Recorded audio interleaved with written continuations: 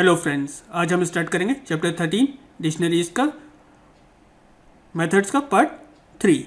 आज हम उसमें पढ़ेंगे आप डिक्शनरी से एलिमेंट किस किस मेथड्स के थ्रू डिलीट कर सकते हो। तो हमारे पास जो मेथड्स हैं वो कौन कौन से, क्लियर मेथड है, पॉप मेथड है, पॉप आइटम मेथड है एंड डेल मेथड है।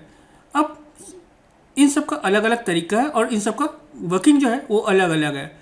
अगर हम लिखें डेल डिक्शनरी का नाम और स्क्वायर ब्रैकेट में की पास करेंगे तो क्या करेगा, जो भी आप की पास करोगे उस एलिमेंट को डिलीट कर देगा।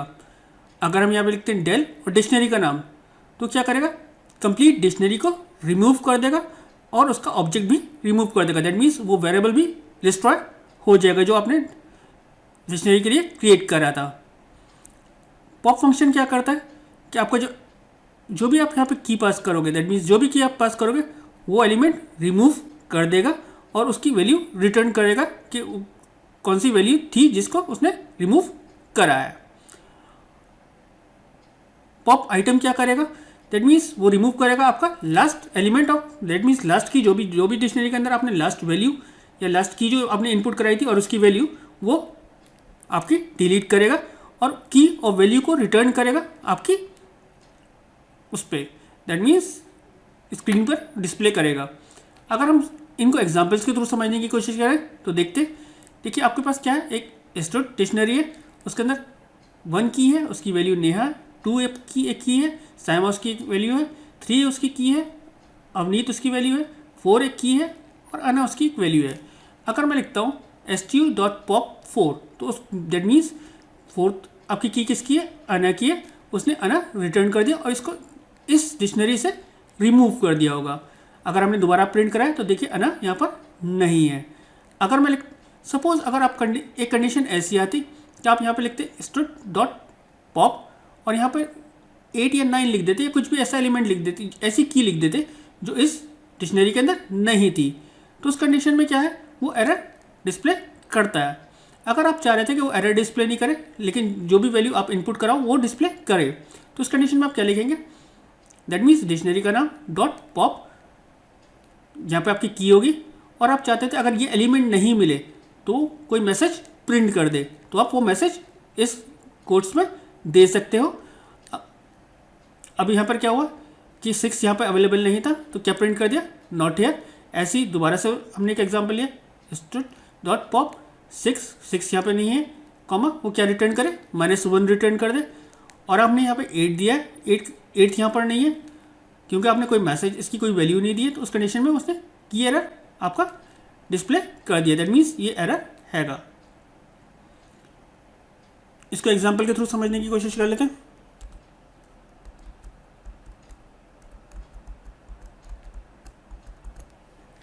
सपोज एक मैं लिस्ट मेरे पास है, मैं उसको पेस्ट कर दे रहा हूँ।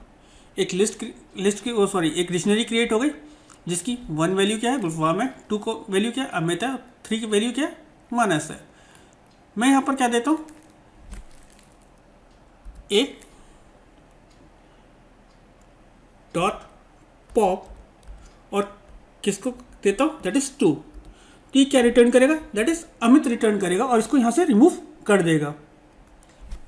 ए को दोबारा से प्रिंट कर लेते हैं, दैट मीन्स जो 2 की थी वो रिमूव हो गई और उसने list say that is dictionary से हटा दिया।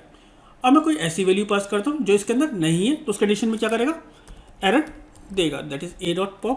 सपोज इसमें 6 या 7 कुछ भी दे देता हूँ, नहीं है, उस कंडीशन में क्या करेगा, क्योंकि 7 की इसके अंदर नहीं है, ए के अंदर, तो की एरर डिस्प्ले करेगा, दैट इज ये वैल्यू नहीं है। मैं चाह रहा था अगर ये वैल्यू नहीं हो तो क्या करे, एक मैसेज प्रिंट कर दे।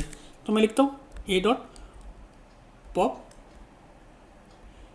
मैं कौन सी सर्च कर रहा हूँ, 7 कॉमा दिस वैल्यू या दिस की दस,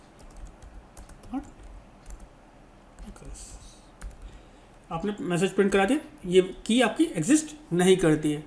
अगर ये की होती तो ये क्या करता इसको डिलीट कर देता, क्योंकि ये की नहीं है तो ये क्या करेगा, ये मैसेज प्रिंट कर देगा। अब कोई ऐसी वैल्यू देते हैं जो इस की के अंदर है, दैट मीन्स अगर मैं इस मैसेज के साथ यहाँ पर क्या करता हूँ, 1 दे देता हूँ, मैं 7 की जगह क्या देता हूँ, 1 दे देता हूँ। 1 इसके अंदर अवेलेबल है, उसकी वैल्यू क्या है, गुलफाम है। उस कंडीशन में ये क्या रिटर्न करेगा, गुलफाम रिटर्न करेगा, ये मैसेज रिटर्न नहीं करेगा। चेक कर लेते हैं इसको, गुलफाम रिटर्न कर, और हम ये भी चेक कर लेते हैं डिक्शनरी के अंदर ये गुलफाम रिमूव हो गया। अगर आप की और उसके साथ कोई मैसेज देते हो तो उस कंडीशन में क्या होगा, अगर वो एग्जिस्ट करता है तो उसको रिमूव कर देगा और आपको वो वैल्यू रिटर्न कर देगा। अगर वो की अवेलेबल नहीं है तो जो मैसेज आपने कस्टम मैसेज दिया है वो उसको डिस्प्ले कर देगा। पॉप आइटम क्या करता है, जो भी आपकी लिस्ट है, सपोज मैं अगेन इसको ही, ये आपकी जो ए आपकी थी डिक्शनरी, उसको दोबारा से क्रिएट कर लेता हूँ।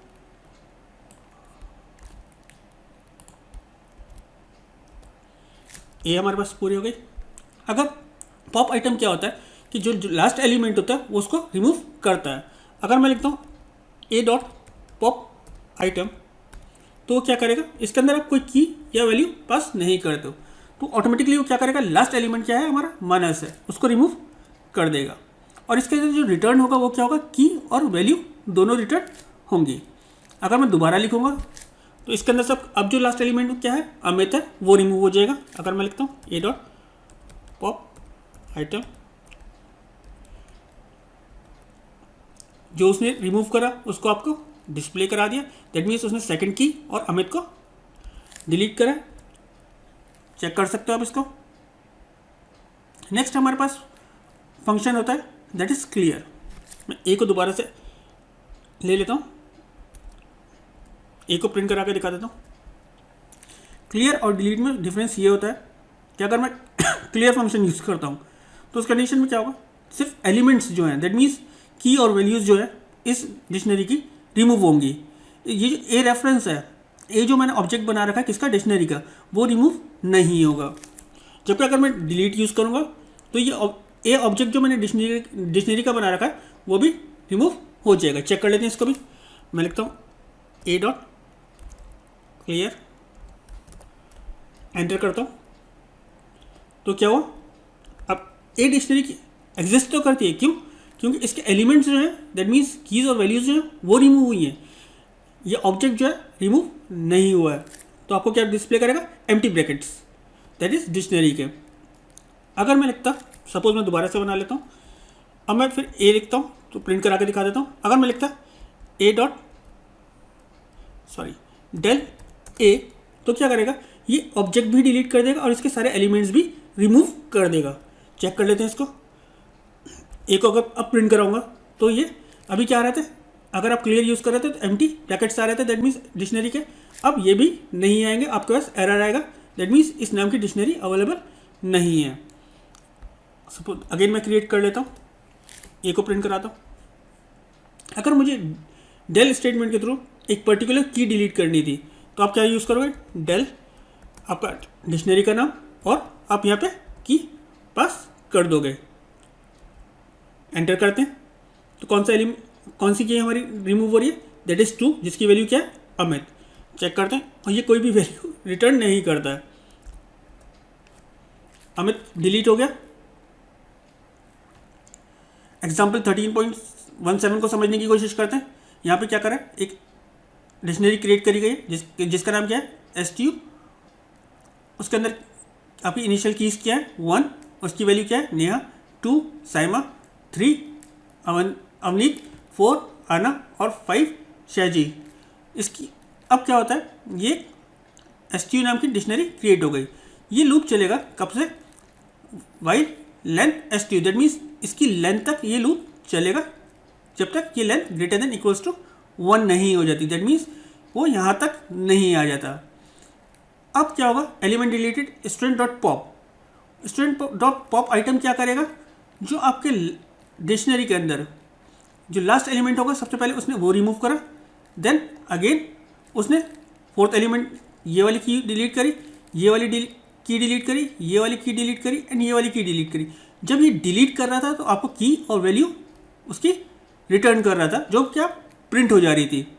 फिर जब ये कंडीशन फॉल्स हो जाएगी तो उस कंडीशन में आपको क्या डिस्प्ले कर देगा, all elements of a dictionary get deleted, क्योंकि इसके अंदर ऑप्शन क्या होता है, LIFO, that is last in first out. जो एलिमेंट लास्ट में आपने एंटर करा होगा वो पहले डिलीट होगा। इसको एग्जीक्यूट करके चेक कर लेते हैं।